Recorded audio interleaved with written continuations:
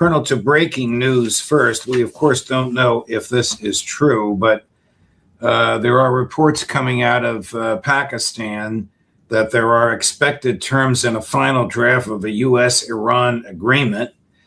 The written document that's floating around the internet that we don't know if it's true or not says immediate and comprehensive ceasefire on all fronts. All parties mutually agree to refrain from targeting infrastructure. Freedom of navigation in the Persian Gulf and Strait of Hormuz guaranteed under a joint monitoring mechanism. Sanctions will be gradually lifted in exchange for Iran's compliance with the terms of this deal. Negotiations on outstanding issues will begin in earnest in 7 days. Iran's President Pezeshkian is leading efforts to restrain the Revolutionary Guard from overstepping on political and diplomatic policymaking. The agreement is expected to be announced within the next few hours. This came out about an hour ago. Does this sound to you as though it might be realistic, or is this just one of those things that floats around the internet? Well, on the face of it, it sounds eminently reasonable, at least for the United States, and I would argue Iran. However, we have the third party, which is always involved, and I would be surprised if Prime Minister Netanyahu would sign on for a ceasefire on all fronts, because to me, that's what it means. That means in Lebanon or anywhere else the Israelis are currently operating, also a ceasefire. So, I wish we had concrete confirmation, Judge, but at this stage, we just don't know. But I hope it's true, because I think for us to go back to attacking Iran would be catastrophic, not just for our interests, but ultimately for the global economy and the global energy complex. Do we know of credible reports of tension between President Trump and Prime Minister Netanyahu, either over this very document or the concepts articulated in the document? Well, allegedly, it was reported to me that the Israeli ambassador told an audience that included congressmen that the telephone call that took place recently between Mr. Netanyahu and President Trump was extremely tense. And at the end of it, Mr. Netanyahu's hair was allegedly on fire, certainly metaphorically. Right. That's possible. I've also heard that he wants to fly to Washington. And then finally, I would say that, what have we seen in the past whenever President Trump expressed reservations or the potential for any sort of agreement, President Netanyahu has shown up. And ultimately, the agreement did not happen. So I would not exclude that as a possibility at this stage. The other thing is, let's assume that what you repeated is accurate and President Trump agrees to it. There's nothing in there that suggests that Mr. Netanyahu is in agreement. He could restart the war from his standpoint and then demand that we join him. And frankly, I think there's enough influence and power on the Hill to ensure that that happens. So then the agreement, if rejected by Netanyahu, and it almost surely would be in this form, because of immediate and comprehensive ceasefire on all fronts, would have to mean Lebanon and Gaza. One would expect Netanyahu would do his best to trash it. Here's President Trump yesterday on a tarmac. I think he's in Florida. I'm not sure. There's a profound insult and then high praise of Prime Minister Netanyahu in the same breath. Watch this. Number 6, Chris. What have you said to Prime Minister Netanyahu about Iran and how long to hold off on strikes? He's fine. He'll do whatever I want him to do. He's very, very good man. He'll do whatever I want him to do, and he's a great guy. To me, he's a great guy. Don't forget, he was a wartime prime minister, and he's not treated right in Israel, in my opinion. Colonel, he'll do whatever I want him to do. Now, some of your colleagues on this show have suggested the wrong person was saying that. That Netanyahu could very well have been saying of Trump, he'll do whatever I want him to do. What are your thoughts? Well, I think you're raising the critical question of our time right now. And the critical question is, who governs the United States? And I think that's a question that should be explored, and we should try to find an answer. Now, we've had special interests in this country exert disproportionate influence and power in the past.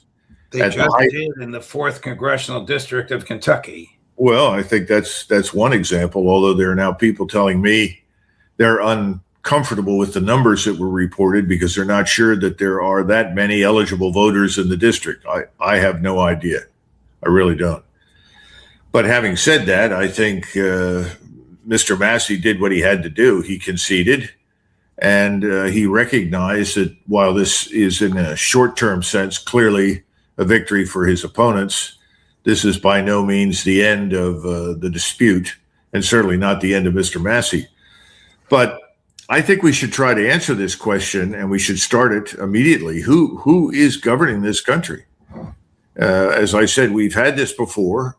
When the railroads were being built across the United States after the Civil War, it was obvious who was running everything. And these were the equivalent of today's billionaires that were building the railroads and linking the various industrial centers. And these are people like Rockefeller and Vanderbilt and Carnegie and so forth. And they used to meet practically every year in Cleveland, which at that point in time was a boom town. And they would discuss who was going to be the next president. They were not there to discuss who would be candidate, because after the Civil War, the assumption was we're just going to have Republican government now as long as we want it because the Democrats started the Civil War. Well, it didn't quite work out that way, but with one or two exceptions, they pretty much got what they wanted before World War I. And the man, of course, broke that mold was Teddy Roosevelt, because he was somebody nobody wanted as president, and he was kind of a compromise candidate for vice president. But I think we need to ask that question, who's really calling the shots? Because the level of corruption now in Washington is certainly as great, if not greater, than it's ever been in our history. All right. The foreign ministry spokesperson for Pakistan basically says none of the specifications that have been raised in recent days regarding the various aspects of the talks can be confirmed. Well, that's pretty important. You would think the Pakistanis would be the first to know, Judge. Correct. So I hope we didn't jump the gun or jump the shark or whatever the phrase is and give people a false hope. But there is still that report that you got, a verbal report of the tense conversation between President Trump and Prime Minister Netanyahu. And then we have this nonsense from President Trump himself, which was probably intended to either to tamp that down or to remind everybody that in his view, in that relationship, he's the dominant person. I don't think that's so, but that's obviously what he thinks. I don't think so either. And I think that, again, we have to journey back down this horrible road to the Epstein files. We don't really know what's in those things, but we could speculate, and it's probably no good news, and it probably involves far, far too many people in Washington. And I think the people that are in the files are all hostage to the Mossad and Israeli influence and control. Right. That's been made pretty clear. I think John Kiriakou has made that clear. So right now, I hope it's true. I sincerely do, because it's in the interest of the United States and the interest of the world. People don't understand how much damage already has been done. It's going to take 2, 3, 4, even 5 years in many cases to recover from the damage in the Gulf. And we normally talk about the 4 F's, the feedstock, food, fertilizer, and fuel. But there's more than that. You start ranging into other areas beyond the nitrogen, the phosphorus, and then helium and aluminum and so forth. If we go in again, the Iranians have made it very clear they will strike decisively against the West Coast, and that is primarily UAE and the rest. They will wipe out whatever is there in the oil infrastructure and probably the desalination plants. And that will effectively empty the area of population. Let's switch gears slightly. In your view, is Iran stronger militarily today than it was on February 28th when Netanyahu and Trump began their bombing? Well, I think it is stronger militarily, yes. I know this is disappointing to many people. And a lot of people have wanted desperately to believe whatever President Trump said. But since the CIA decided to leak the truth to the New York Times, and we discovered that 90% of the capability was still intact, that contrary to popular belief, regardless of whatever thousands of targets were struck, the real capability that threatened the region and threatens us and threatens Israel at this point is largely undamaged. I think that's probably true. Now, there is a lot of information out there. Some of it's open source, some of it is not, suggesting that both the Russians and the Chinese have resupplied and replenished many stocks of missiles and equipment, and have added some new equipment, some new radars with much greater range that can be integrated into a much more effective air and missile defense system now. And also some new cruise missiles from the Chinese. I'm sure others have talked about this, that have a range of at least 300 kilometers, which means they can reach out 180 to 200 miles offshore. And they are absolutely designed to fly at nearly hypersonic speed or above, and ultimately sink capital ships. So I think they are stronger at this point. They're better equipped. And each time, you've got to give it to the Iranians on this point. Their engineering skills are excellent. The Israelis have always said that, and they're right. But more important, after each involvement in war with with Israel and us, first the 12-day episode, then the 3+ week episode, they have learned very, very carefully what they needed to do in the future. And they have shown up better prepared, more lethal, more capable than they were previously. Now, the good news is, I guess if we have to go back into this, is that the United States Armed Forces, largely air and naval forces, have more ammunition, more capability now than they did to begin with. And it's not enough for, say, a 3, 4, 5 day intensive bombardment. It goes beyond that. In other words, we've moved up additional loads of missiles and ammunition. Now, what does that mean to what remains in the stocks at home? I have no idea. But what I'm trying to say is that everything but the kitchen sink is floating around or waiting to be loaded onto aircraft ashore and will be hurled at Iran if we go back at this. So the damage on all sides, I expect, will be much worse this time than it was the last time. But do the Americans understand that, does the Pentagon understand that decapitation strikes and air alone will not produce a successful achievement of their military objectives? We've been through this for weeks now. I suspect they do, but remember, we went through this for 78 days against the Serbs in Kosovo, and we spread the campaign to Serbia proper, destroying whatever we could that we could characterize as of some military potential, like the Yugo factory and so forth. It didn't work.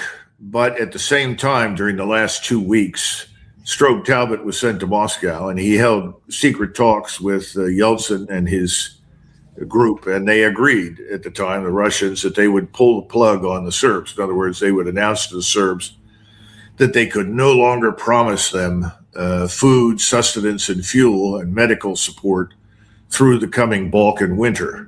This was towards the end of May, beginning of June 1999. And when that became clear to Milosevic, he decided to pull out.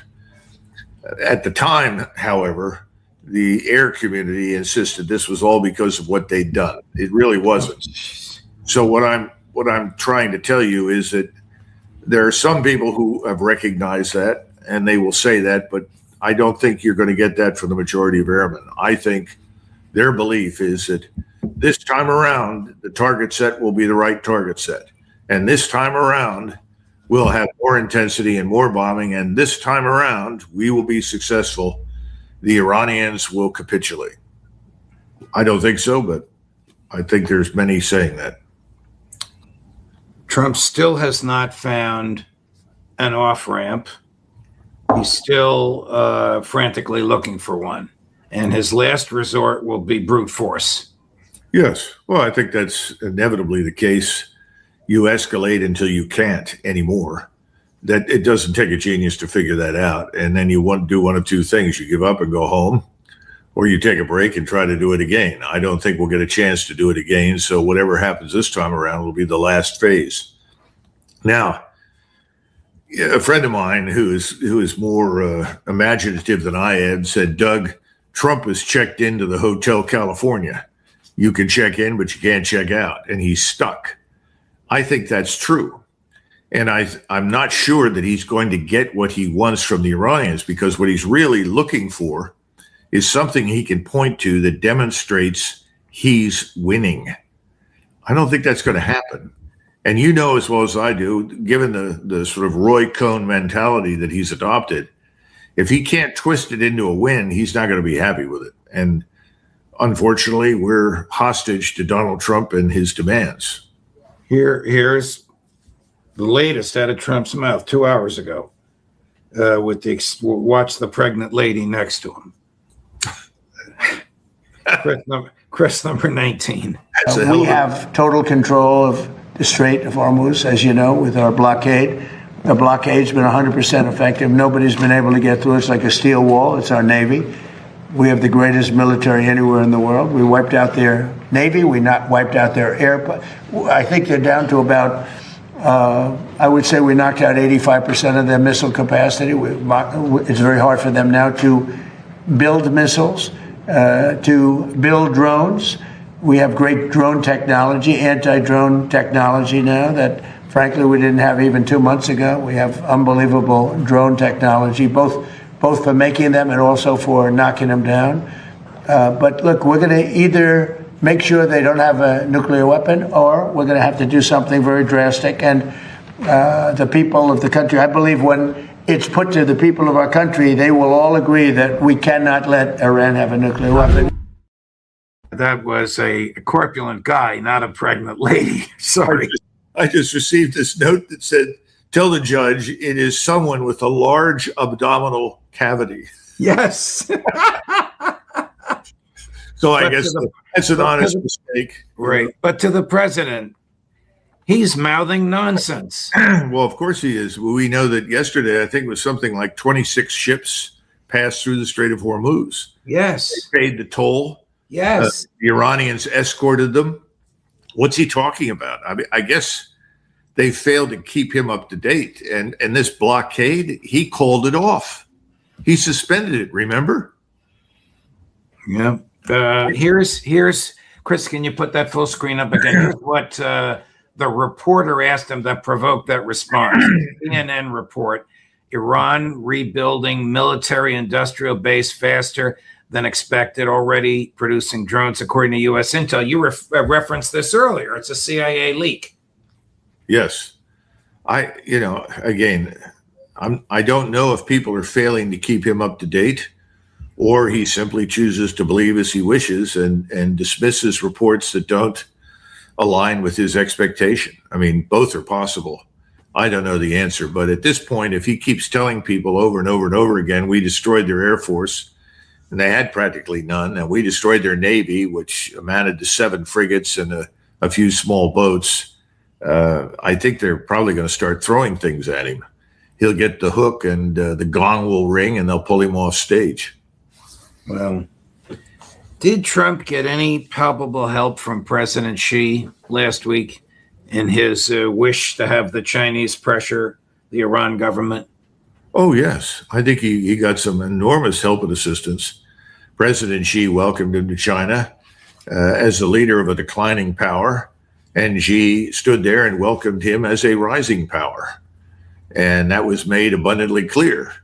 And the evidence that Trump got some help, I think, is clearly visible when Donald Trump talks about the realities of trying to defend Taiwan.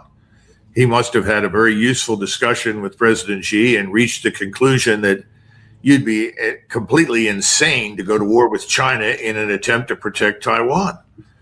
So, right now I'm celebrating the fact that President Trump has said, look, Taiwan's 100 miles from China. We're 6,000 or 7,000 miles away. This is impossible to support. Well, hallelujah. Congratulations, President Trump. You're right. God bless you for saying that. Now, can we please line everybody up who keeps talking about war with China and shut them up?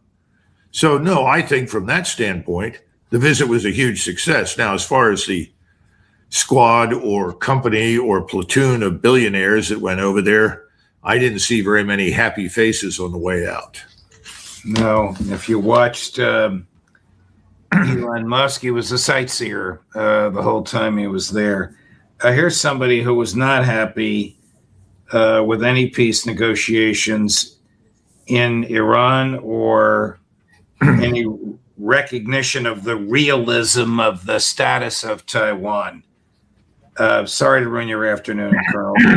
Cut number 13. So you're calling for strikes on the energy infrastructure, Senator? I'm calling to hurt this regime. If you do the same old thing, you're going to get the same results.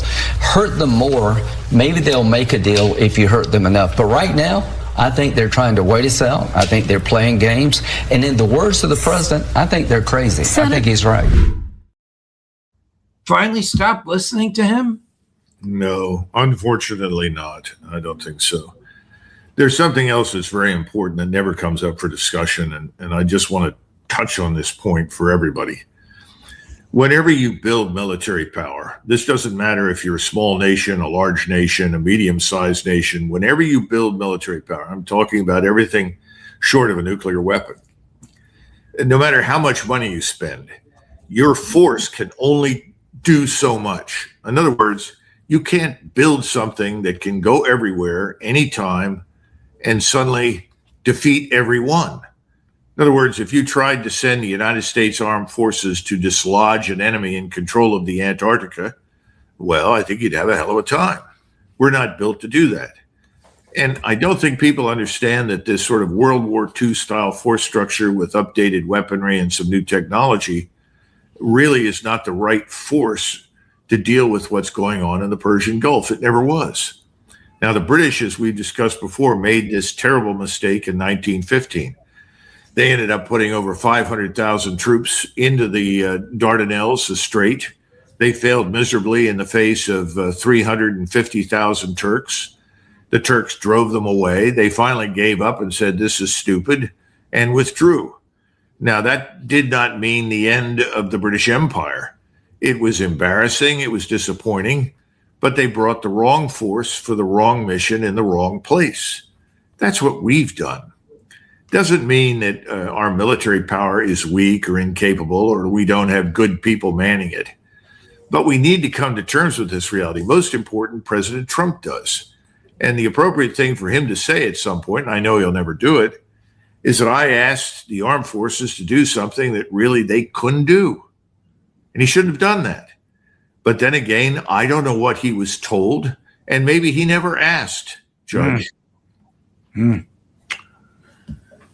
If the head of a country is aware that a foreign intelligence agency has blown up one of its passenger jets, and then some people affiliated with that agency are flying planes over the Capitol, and they asked them to turn the planes down to around. They didn't have permission to enter the country's airspace, and the head defense minister ordered the planes shot down.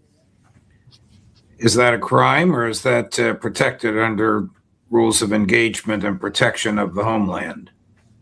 Speaking of Raul Castro, of course. Yeah, I really don't know. And it is disturbing that we're seeing these kinds of things come out the way we did on the alleged giant drug production and sales agency in Venezuela, when we knew that Venezuela was, a midget compared with Colombia and Ecuador and other places.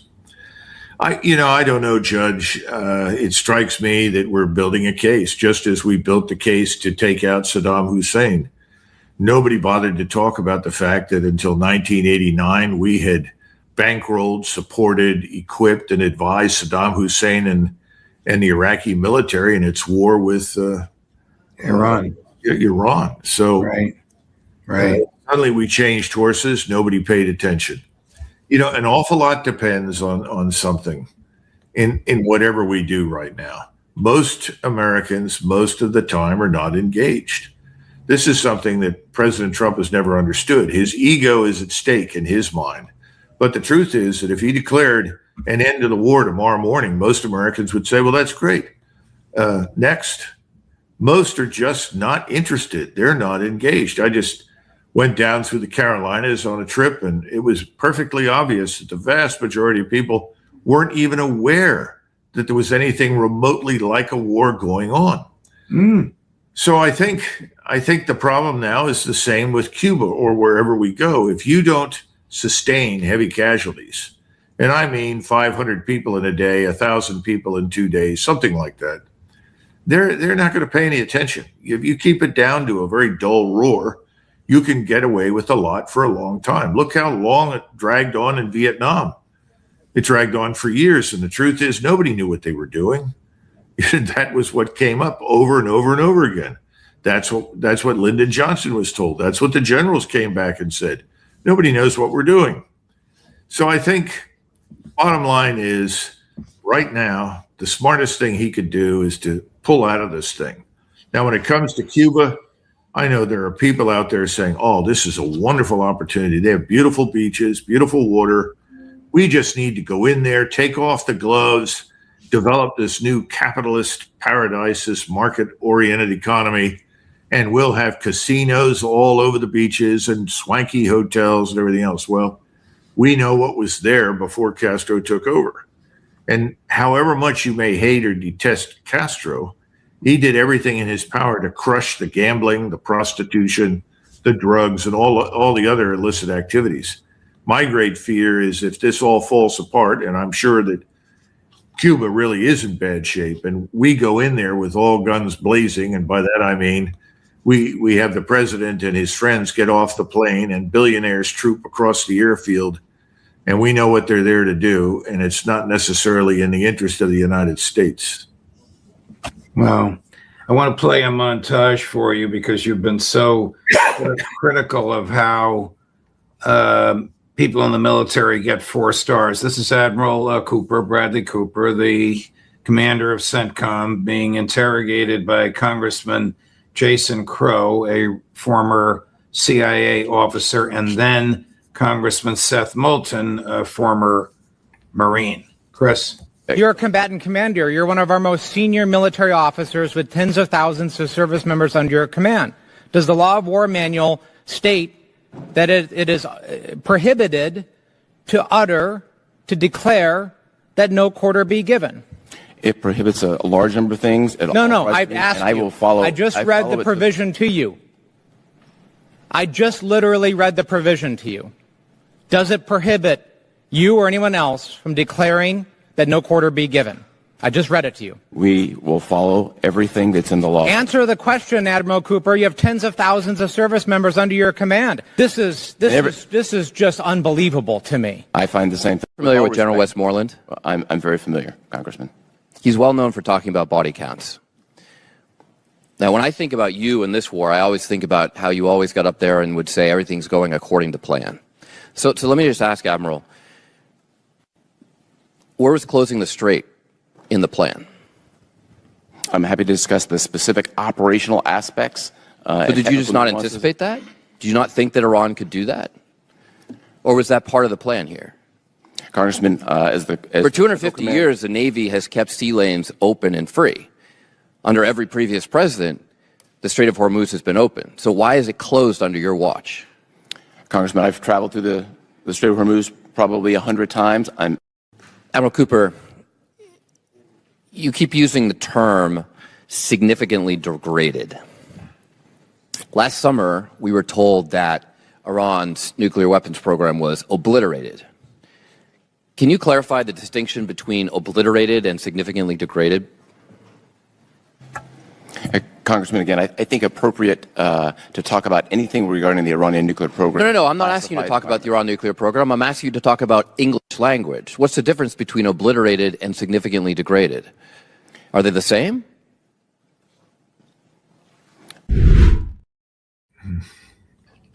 Yeah. That's the guy in charge, Colonel. Well, this is an old problem, and that is that the 4 stars, whether they intended or not, and that's debatable, end up becoming identified with the political figures that appointed them. Lyndon Johnson made a habit of appearing in public with the chairman of the Joint Chiefs. He would stand there next to Earl Wheeler and make announcements, and Earl Wheeler's job was to essentially legitimate whatever LBJ said. Kennedy started this when he appeared in public with the chairman, who was Maxwell Taylor. And they became so close that Maxwell Taylor ended up naming some of his children after the Kennedys. You know, it's a bad thing. I mean, there has to be a clear, unambiguous divide between the military and the civilian leadership. And the military has the obligation to be as truthful as possible whenever they're asked anything. And, you know, when he was asked, was this part of the plan? He should have said, no, sir. Well, were you aware that this could have happened? Was that considered? Now, I don't know the answer or not, but I suspect it probably was, Judge. And he could have said, yes, sir, it was considered. And then he might have followed on. He said, well, did anyone plan on what ultimately happened or consider those possibilities? We did, but perhaps we didn't consider them carefully enough, in which case that's, you know, my fault. The failure to look through this planning and to examine all of the assumptions. Nobody wants to go there. The last man who went there and did that sort of thing, frankly, in public, was George Marshall. And Marshall was not a brilliant man, and he was not a perfect man, and he would be the first to say that. But he was scrupulously honest. And I think before he died, he said, when I reflect on all the times that I was asked questions and answered them, I think I inadvertently misled once, and I may have lied once. Well, given the fact that he was chief of staff during the largest war in human history, that's a pretty damn good record. We don't think in those terms. So Cooper is probably the average officer, but he's being promoted to 4 stars and installed in CENTCOM just as Kurilla was. And if you go and look at General Kurilla was step and fetch it for Mr. Netanyahu. He was always on the doorstep, always ready to be there for Mr. Netanyahu. He was intimately involved with everything the Israelis were doing. And I think Admiral Cooper was told, you need to do the same thing. And he's done it. I think it's catastrophic. And now Kurilla has retired, and he's in a private equity firm, and he's being rewarded for his commitment and service to the war against Iran. This is what Eisenhower warned everybody about, as you know. And I'm afraid it's come full circle. So the more I look at all of this stuff, and people ask me all the time, what do you think we should do? I said, I think we're going to have to go through the senior ranks and just thank everybody for their interest in national defense and send them away and start over. And we have to change the criteria by which we judge people and evaluate them. Because remember, very few people understand this, Marshall was someone FDR did not want. And ultimately, he was very grateful that he had him. But he didn't want him because he was not a political ally. The problem for FDR at the time was, as he was told by his political advisors, all the generals are Republicans. You're not going to find any Democrats. None of them like the New Deal. So he said, all right, well, then go ahead and nominate him. And then he tried to cultivate Marshall. He called him George in a meeting, and General Marshall bristled right in front of everybody. He said, sir, I am the chief of staff of the United States Army. You cannot address me by my first name. I am General Marshall, and you are President of the United States. Well, you can imagine you could have heard a pin drop in that room, because FDR was very good at co-opting people and cultivating them and bringing them on board. Marshall would not be brought on board. So we have to find a way to get back to that sort of thing. Wow. Colonel, what a great series of analyses, starting with this crazy thing out of Pakistan, who knows, and ending up with a historical vignette that I hadn't heard of, and which is very, very telling, and all of your knowledge and clarity in between. Thank you, Colonel. A happy Memorial Day, enjoyable weekend to you and your family. We'll look forward to seeing you next week. Thank you. The same to you, Judge. Sure.